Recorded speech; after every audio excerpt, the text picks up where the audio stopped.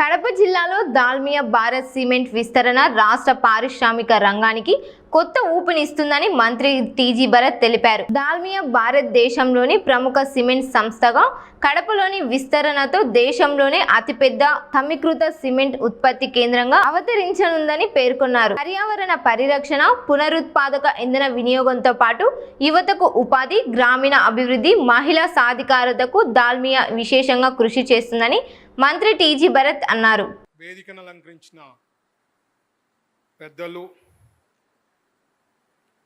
మన future, Andhra Pradesh future, మీ future మన నారా లోకేష్ గారికి, అలాగే వేదికను అలంకరించిన స్థానిక ఎమ్మెల్యే ఆదినారాయణ రెడ్డి గారికి,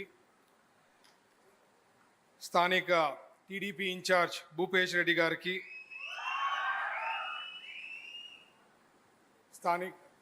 మన ఇన్ఛార్జ్ మినిస్టర్ సవితా గారికి, వేదికను అలంకరించిన పునీత్ గారికి, ఆఫీసర్స్ మేనేజ్మెంట్ తరఫున ఉండే దాల్మియా సిమెంట్స్ వాళ్ళందరికీ, వేదికను అలంకరించిన పెద్దలకి, ఇక్కడ విచ్చేసిన దాల్మియా సిమెంట్ ఎంప్లాయీస్కి అందరికీ నమస్కారాలండి. Good afternoon. ముందుగా దాల్మియా సిమెంట్స్ అంటే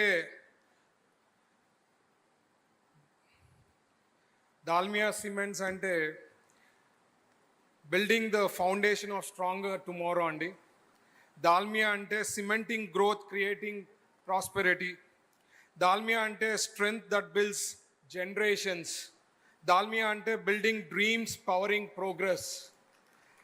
దాల్మియా అంటే వేర్ స్ట్రెంగ్త్ మీట్స్ సస్టైనబిలిటీ.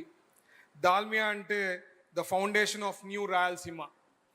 ఎందుకంటే ఫైనలీ ఎక్స్పాన్షన్ చేస్తున్నారు.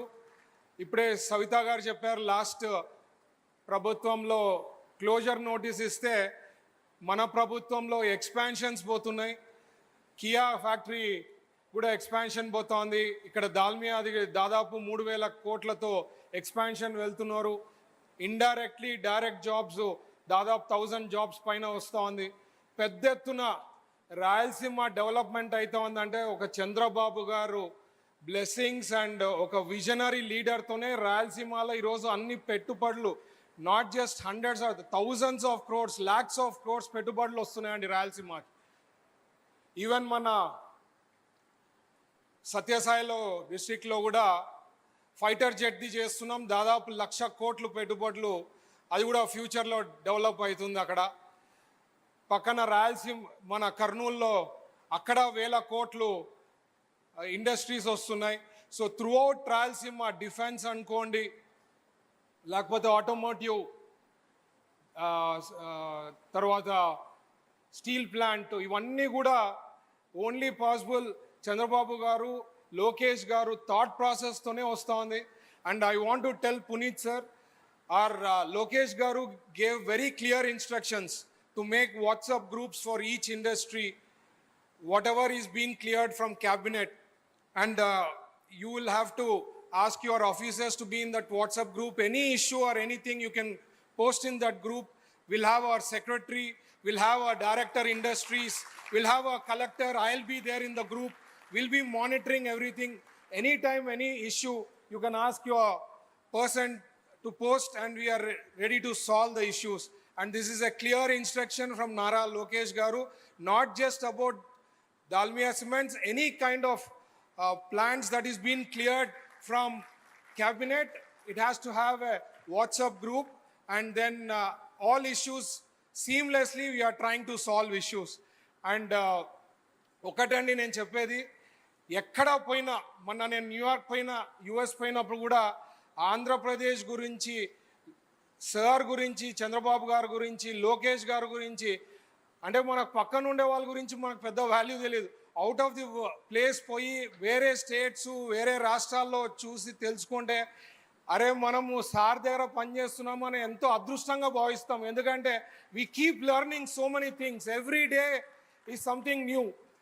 అట్లాంటి దగ్గర మనం అందరు కూడా చూసుకోవాల్సిండేది, ఎన్డీఏ ప్రభుత్వం ఫుల్గా లైఫ్ లాంగ్ కొనసాగించాలండి, నాట్ డికేడ్స్, లైఫ్ లాంగ్.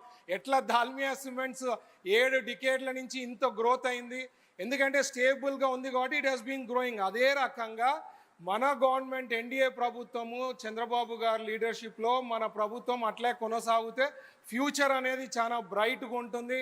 మన పిల్లలకి ఉద్యోగాలు వచ్చేదానికి అవకాశాలు ఉంటాయి, ఎక్కడికో పంపించే పనిలే, మన దగ్గరలోనే ఉండి జాబ్స్ వచ్చేదానికి అవకాశం ఉంటుంది. సో మీరు ఇవన్నీ మైండ్లో పెట్టుకోండి. రాయలసీమకి పెద్ద ఎత్తున ఇంపార్టెన్స్ ఇస్తోంది అంటే ఒక చంద్రబాబు గారు, ఎన్డీఏ ప్రభుత్వము, అక్కడ మోడీ గారు, పవన్ కళ్యాణ్ గారు, they have given full concentration. అందుకనే ఫ్యూచర్లో హైకోర్టు బెంచ్ కూడా ఎన్నో సందర్భాల్లో చెప్పారు, ప్రాసెస్లో ఉంది. అది కూడా త్వరలో హైకోర్టు బెంచ్ కూడా మన కర్నూలులో రాబోతా ఉంది. సో ఇట్లాంటివన్నీ కూడా అభివృద్ధి పనులు చేసేటప్పుడు మీరు చూసుకోవాల్సిండేది, ఎప్పుడైనా ఏమన్నా ఉంటే 19 to 24 గుర్తు తెచ్చుకోండి. మన ప్రభుత్వం 100 రెట్లు బాగుందని చెప్పి మీకే ఆన్సర్ వస్తుంది. మన గవర్నమెంట్ కొనసాగించేదానికి మీరు ఎల్లప్పుడూ సపోర్ట్ చేస్తారని భావిస్తూ ఈ అవకాశం ఇచ్చిన మిత్రులకి, పెద్దలకి, అందరికీ ప్రత్యేకించి ధన్యవాదాలు తెలుపుతున్నా. Thank you. జై హింద్.